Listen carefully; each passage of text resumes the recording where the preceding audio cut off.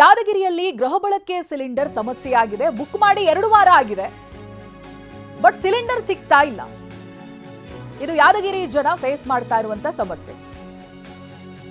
Agency ಬಳಿ ಖಾಲಿ cylinder ಅನ್ನ ತಂದಿದ್ದಾರೆ. ಯಾದಗಿರಿಯ ಶಹಾಪುರ ತಾಲೂಕಿನ ಗೋಗಿ ಗ್ರಾಮದಲ್ಲಿ ಘಟನೆ ನಡೆದಿದೆ. ಗೋಗಿ ಗ್ರಾಮದ HP ಗ್ಯಾಸ್ ಏಜೆನ್ಸಿ ಮುಂದೆ ಜನ ನಿಂತಿದ್ದಾರೆ, ಸಾಲುಗಟ್ಟಿ ನಿಂತಿದ್ದಾರೆ. ನೋಡಿ, ಮನೆಯಿಂದ ಸಿಲಿಂಡರ್ಗಳನ್ನ ತಗೊಂಡು ಬಂದು ಸಾಲಾಗಿ ಇರಿಸಿ ಅವರುಗಳು ಕೂಡ ಕಾಯ್ತಾ ಇದ್ದಾರೆ. ನೂರಾರು ಜನ ಕ್ಯೂ ನಿಂತಿದ್ದಾರೆ. ಹಾಗೆ ಕೂಡಲೇ ಸಿಲಿಂಡರ್ ವ್ಯವಸ್ಥೆಯನ್ನ ಮಾಡಿಕೊಡಿ ಅಂತ ಆಗ್ರಹಿಸ್ತಾ ಇದ್ದಾರೆ. ಈ ದೃಶ್ಯ ಯಾದಗಿರಿಯದ್ದು. ಇಲ್ಲಿ ಗೃಹ ಬಳಕೆ ಸಿಲಿಂಡರ್ಗೂ ಕೂಡ ಸಮಸ್ಯೆ ಆಗ್ತಾ ಇದೆ.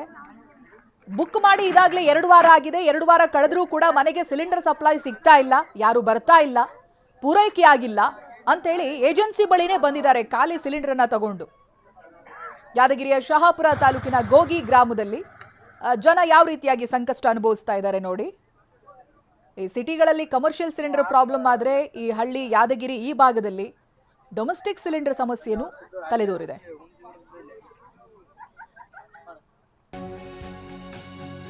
ಒಂದ್ ಕಡೆ ಡೊಮೆಸ್ಟಿಕ್ ಸಿಲಿಂಡರ್ ಸಿಗ್ತಾ ಇಲ್ಲ, ಅದರ ಜೊತೆಗೆ ಗ್ಯಾಸ್ ಬೆಲೆ ಏರಿಕೆ ಆಗಿದೆ. ಗೃಹಿಣಿಯರು ಆಕ್ರೋಶ ವ್ಯಕ್ತಪಡಿಸಿದ್ದಾರೆ ಈ ಬಗ್ಗೆ. 4 ದೋಸೆ ಚಟ್ನಿಗೆ 500 ರೂಪಾಯಿ ಬಿಲ್ ಬರುತ್ತೆ. ಮತ್ತೊಂದು ಕಡೆ ಗೃಹ ಬಳಕೆ ಗ್ಯಾಸ್ ಬೆಲೆನೂ ಕೂಡ ಏರಿಕೆ ಆಗಿದೆ. ಹೋಟೆಲ್ನಿಂದ ತಿಂಡಿ ತರಿಸಿರುವಂತಹ ಗೃಹಿಣಿಯರು ಕಿಡಿಕಾರಿದ್ದಾರೆ. ದಿನಕ್ಕೊಂದು ರೇಟ್ ಮಾಡಿದ್ರೆ ಬದುಕೋದು ಹೇಗೆ? ಕೇಂದ್ರ ಸರ್ಕಾರದ ವಿರುದ್ಧ ಆಕ್ರೋಶ ವ್ಯಕ್ತಪಡಿಸಿದ್ದಾರೆ.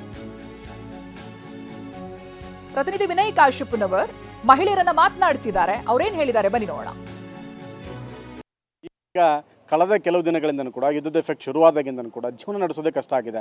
ಪ್ರಮುಖವಾಗಿ ಸಿಲಿಂಡರ್ ಬೆಲೆ ಏರಿಕೆ ಆದರೆ ತಮಗೆ ಎಷ್ಟು ಹೊರೆ? ಯುದ್ಧ ಆಗಿದ್ದು ಎಲ್ಲೋ ನಮಗೆ ಯಾಕೆ ಸರ್ ಈ ಥರ ಕಷ್ಟ? ನಾವೇನು ಮಾಡಿದ್ವಿ? ಬೆಲೆ ರೇಟ್ ಆದಂಗೆ ನಮಗೂ ಸಂಬಳಗಳು ಜಾಸ್ತಿ ಮಾಡಲಿ, ಆವಾಗ ನಮಗೇನು ಅನಿಸಲ್ಲ. ಇದ್ರ ಬಗ್ಗೆ ಕೇಂದ್ರನೇ ಆಗಲಿ ರಾಜ್ಯನೇ ಆಗಲಿ ಜನಗಳ ಬಗ್ಗೆ ಯೋಚನೆ ಮಾಡಬೇಕು. ಈಗಿನ ಸರ್ಕಾರಗಳಿಗೆ ಜನಪರದವರು ಯಾರೂ ಇಲ್ಲ. ತುಂಬ ಬೆಲೆ ಜಾಸ್ತಿ ಆಗಿದೆ. ಆಮೇಲೆ ಒಂದು ಸಿಲಿಂಡರ್ ಬುಕ್ ಮಾಡಿದ್ರೆ ಮಿನಿಮಮ್ 1 ತಿಂಗಳು 2 ತಿಂಗಳು ಮಾಡ್ತಾ ಇದ್ದಾರೆ ಒಂದು ಸಿಲಿಂಡರ್ ಬರೋದಕ್ಕೆ. ಆ ಟೈಮಲ್ಲಿ ಏನು ಮಾಡಬೇಕು ಗೊತ್ತೇ ಆಗ್ತಿಲ್ಲ. ಹೊರಗಡೆ ಅಟ್ಲೀಸ್ಟ್ ತಿನ್ನೋಣ ಅಂತಂದ್ರೂ ಅಲ್ಲೂ ಬೆಲೆ ಜಾಸ್ತಿ. ಟ್ಯಾಕ್ಸ್ ಅನ್ನೋದನ್ನ ಹೆಚ್ಚಿಗೆ ಮಾಡ್ತಾ ಹೋಗ್ತಿದ್ದಾರೆ. ಅದನ್ನ ಸ್ವಲ್ಪ ಅವ್ರು ಲಿಮಿಟ್ ಮಾಡಿದ್ರೆ so we can carry our life. ಅದಕ್ಕೆ ನಮಗೆ ಸ್ವಲ್ಪ ಅನುಕೂಲ ಆಗುತ್ತೆ. ನಾವು ಮೊನ್ನೆ ತಾನೇ ಹೋಗಿ ರೇಷನ್ ತಂದಿದ್ದೀವಿ, ಆದರೆ ಎಣ್ಣೆ ಎಷ್ಟು ಜಂಪ್ ಆಗಿದೆ. ಮತ್ತು ತೊಗರಿ ಅಕ್ಕಿ ತುಂಬ ಜಾಸ್ತಿ ಆಗಿದೆ. ಹೆಂಗೆ ಜೀವನ ನಡೆಸೋದು ಸರ್? ಈಗ ನಿಮಗೆ ಎಷ್ಟು ಹೊರೆ ಅನಿಸ್ತಿದೆ? ಹೊರೆನದ ಜೀವನನೇ ಬೇಸರ ಆಗ್ಬಿಟ್ಟಿದೆ ನಮಗೆ. ಈ ಥರ ಹೊರೆಗಳು ಕೊಟ್ಟರೆ ಮಧ್ಯಮ ಜನಗಳು ಏನಾಗಬೇಕು ಅನ್ನೋದು ಗೊತ್ತಾಗ್ತಾ ಇಲ್ಲ. ಅವ್ರ ಕುರ್ಚಿ ಒದ್ದಾಟಗಳು ಆಗ್ತಾ ಇದೆ ಅಷ್ಟೇ ಹೊರತು ಎಲ್ಲರೂ ಅವ್ರ ತಾನೇ ಆಗ್ಬಿಟ್ರೆ ಎಲ್ಲಿಗೆ ಹೋಗ್ಬೇಕು ಜನಗಳು? ಎಲ್ಲದಕ್ಕೂ ಈ ಥರ ಏರ್ಸ್ಕೊಂಡು ಹೋಗ್ತಾ ಇದ್ರೆ ಏನಾಗಬೇಕು? ಅದನ್ನ ಇವತ್ತು ಅಡುಗೆ ಮಾಡೋದ ಹೋಟ್ಲಿಗೆ ಹೋಗೋಣ ಅಂದರೆ ಅಲ್ಲಿಗೂ ಇಲ್ಲ, ಮನೇಲಿ ಮಾಡೋಣ ಅಂದರೆ ಅಲ್ಲಿಗೂ ಆಗ್ತಾ ಇಲ್ಲ. ಎಲ್ಲಿಗೆ ಹೋಗ್ಬೇಕು ಜನಗಳು? ಏನಾಗಬೇಕು? ಇಲ್ಲಿ ಯುದ್ಧ ಇಲ್ಲಿ ಸ್ಟಾರ್ಟ್ ಆಗುತ್ತಷ್ಟೆ.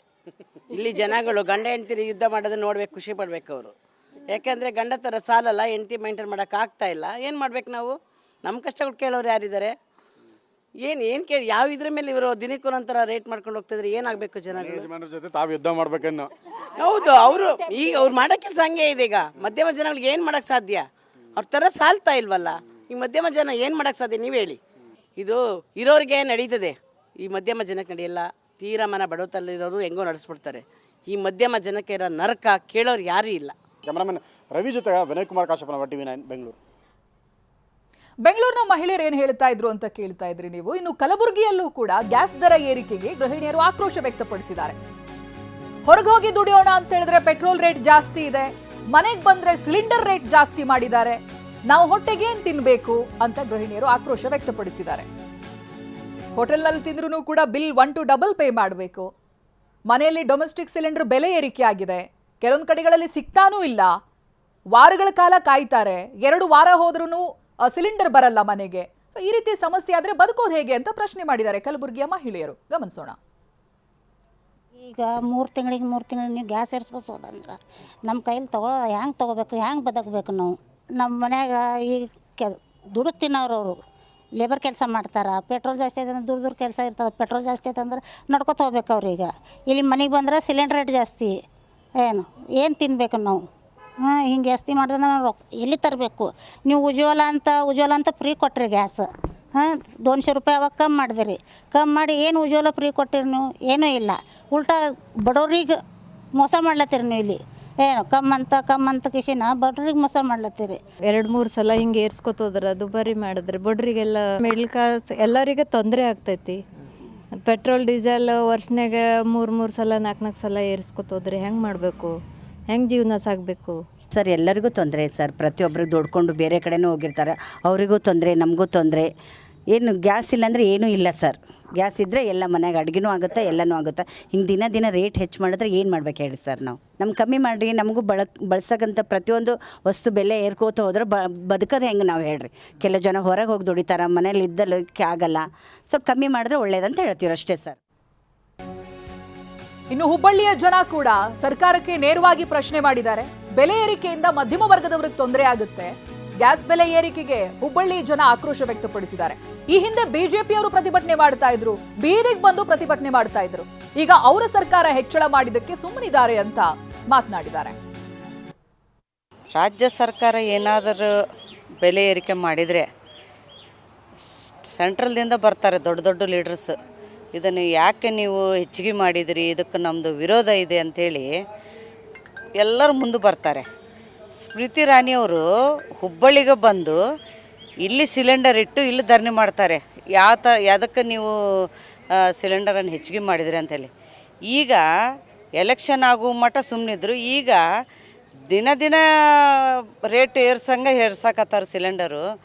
ಈಗ ಬಡವರು ಮನೆ ಕೆಲಸ ಮಾಡೋರು ಎಷ್ಟು ಮಂದಿ ಇರ್ತಾರೆ, ಈ ನಮೂನೆ ಸಿಲಿಂಡರ್ ಏರ್ಸ್ಕೊಂತ ಹೋದರೆ ಅಂದ್ರೆ ಈಗ ಬಡ ಜನರೆಲ್ಲ ಸಿಲಿಂಡರ್ ಬಿಡಬೇಕೀಗ. ಈಗ ಕಟ್ಟಿಗೆ ಆರಿಸ್ಕೊಂತ ಹೋಗಿ ಹೊಲಿ ಮೇಲೇ ಅಡುಗೆ ಮಾಡೋ ಪರಿಸ್ಥಿತಿ ಬರ್ತಾ ಇದೆ. ಬಡ ಜನರ ಮೇಲೆ ಈ ಥರ ಹೊರೆ ಹಾಕೋದು ಕಮರ್ಷಿಯಲ್ ಅಂದ್ರೆ ಬೇರೆ ಇತ್ತು.